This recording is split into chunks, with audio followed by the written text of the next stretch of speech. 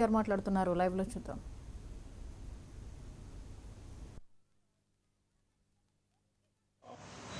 Congress party को काफी मौका दिया तेलंगाना की जनता ने, आंध्र प्रदेश की जनता ने 2014 से पहले करीब करीब 50 साल 50+ years, 55 to be precise, they have been given an opportunity to run the government in Andhra Pradesh, erstwhile Andhra Pradesh, almost 9 times. और बहुत मतलब नाइंसाफी के बाद, बहुत अन्याय के बाद, कांग्रेस पार्टी की गद्दारी के बाद तेलंगाना की जनता ने आंदोलन पथ लिया. अल्टीमेटली 2014 में तेलंगाना बनाना ही पड़ा कांग्रेस पार्टी को, तब जाके तेलंगाना बना. और पिछले 10 साल श्री के चंद्रशेखर राव जी के लीडरशिप में हमारी पार्टी ने तेलंगाना में सरकार चलाई.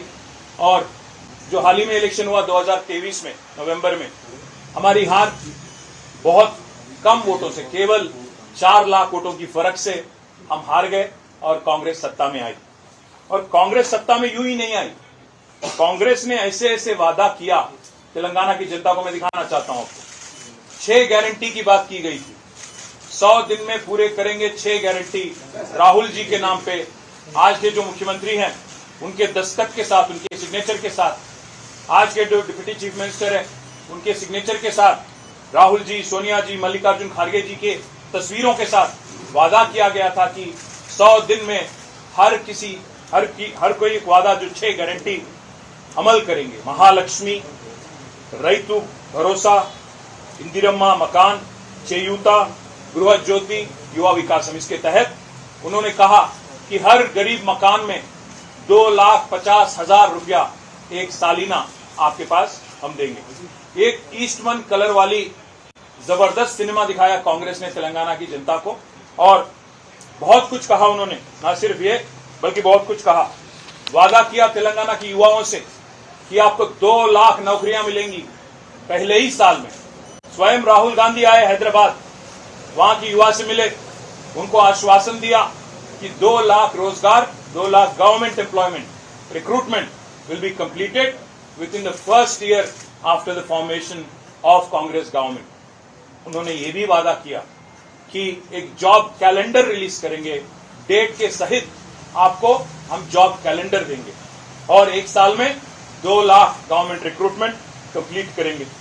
वादा तो ये भी किया गया था, जैसे ही कांग्रेस आती है पहले ही दिन जो खेती के लोन होते हैं, क्रॉप लोन, 2 लाख तक का पूरा with 1 pen stroke on December 9, 2023 हम क्रॉप लोन भी वेव कर देंगे.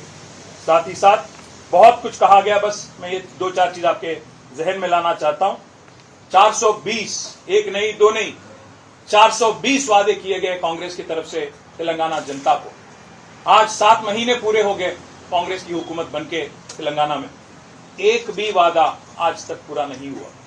एक भी वादा आज तक पूरा नहीं हुआ. 6 गारंटी तो गायब हो गए.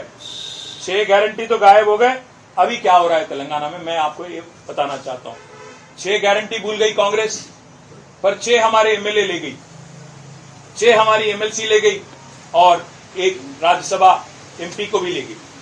हमें इस बात से कोई खेद नहीं, बड़ा अजीब सा लगता है जो आदमी आज अपने आप को संविधान के रक्षक मानते हैं, जो आदमी अपने आप को संविधान के प्रतीक मानते हैं, वो जब संविधान को बेरहमी से एक्सप्लॉइट करते हैं और इसकी बेइज्जती करते हैं, तो इस बात को दिल्ली में बताना हर किसी को, इस देश की हर युवा को, इस देश के हर शख्स को बताना हमारी जिम्मेदारी है.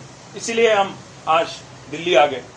भाइयों, मैं याद दिलाना चाहता हूं आपको, बार बार कांग्रेस कहती है कि बीजेपी की पॉलिटिक्स जो है इमोरल है.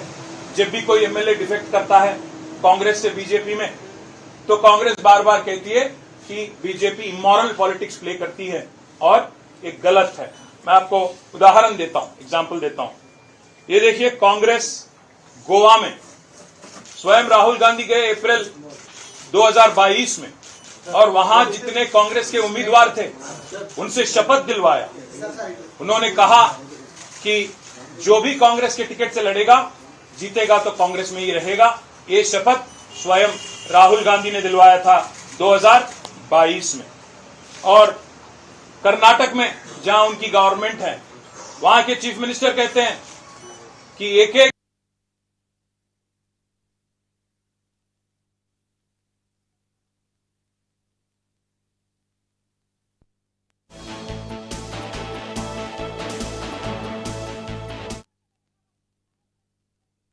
कांग्रेस के चीफ हैं महाराष्ट्र के, वो कहते हैं कि साम दान वेद दंड, ये चारों चीज की प्रयोग हो रहा है महाराष्ट्र में, जहां कांग्रेस एमएलए को लेने की कोशिश कर रही है बीजेपी और शिवसेना, एकनाथ शिंदे वाली पार्टी। ये बाला साहब तोरट का कहना है। और हरियाणा में अजीब सी बात है, हरियाणा में जहां आप देखेंगे उनके एक एमएलए कांग्रेस की किरण चौधरी, जो कांग्रेस के टिकट से जीती और बीजेपी में शामिल हो गई, उनकी डिस्क्वालिफिकेशन के लिए आज भी कांग्रेस पार्टी लड़ रही है और उसको लेके कोशिश भी कर रही है।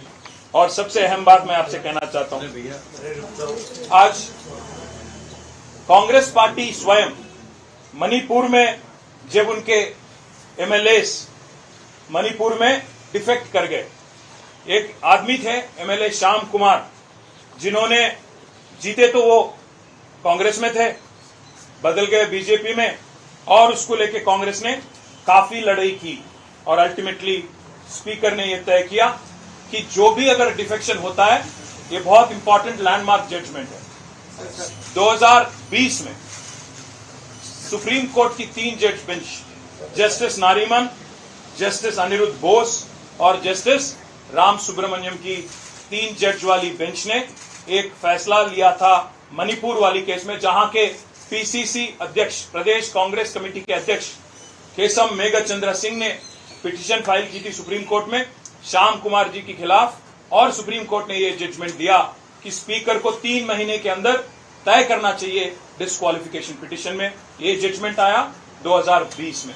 उसको लेके जजमेंट की कॉपी भी मैं आपको दे सकता हूं। उसको लेके आज श्याम कुमार जी को डिस्क्वालीफाई किया गया और उनको पद से हटाया गया।